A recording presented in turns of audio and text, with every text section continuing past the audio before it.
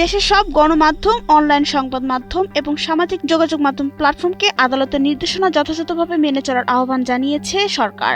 10 জুলাই প্রধান তথ্য কর্মকর্তা সৈয়দ আফদাল আহমেদ এক তথ্য বিবরণীতে বিষয়টি নিশ্চিত করেন।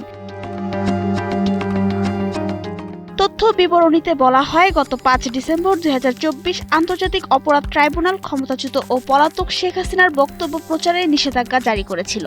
এতে আরও উল্লেখ করা হয়, বাংলাদেশের প্রচলিত আইন অনুযায়ী কোনো আদালতের সাজাপ্রাপ্ত পলাতক অপরাধীর কোনো ধরনের বক্তব্য, সাক্ষাৎকার কিংবা অডিও ভিডিও ভাষণ গণমাধ্যমে প্রচারের ক্ষেত্রে আইনগত নিষেধাজ্ঞা রয়েছে। এই অবস্থায় দেশের আইন শৃঙ্খলা রক্ষার স্বার্থে এবং আদালতের নির্দেশনার প্রতি সম্মান জানিয়ে পলাতক শেখ হাসিনার কোনো ধরনের ভাষণ, বিবৃতি বা বক্তব্য সরাসরি অথবা ধারণকৃত অবস্থায় কোনো গণমাধ্যমে, টেলিভিশন বেতার, সংবাদপত্র, নিউজ পোর্টাল কিংবা সামাজিক মাধ্যমে প্রচার বা প্রকাশ না করার জন্য বিশেষভাবে অনুরোধ জানানো হয়েছে।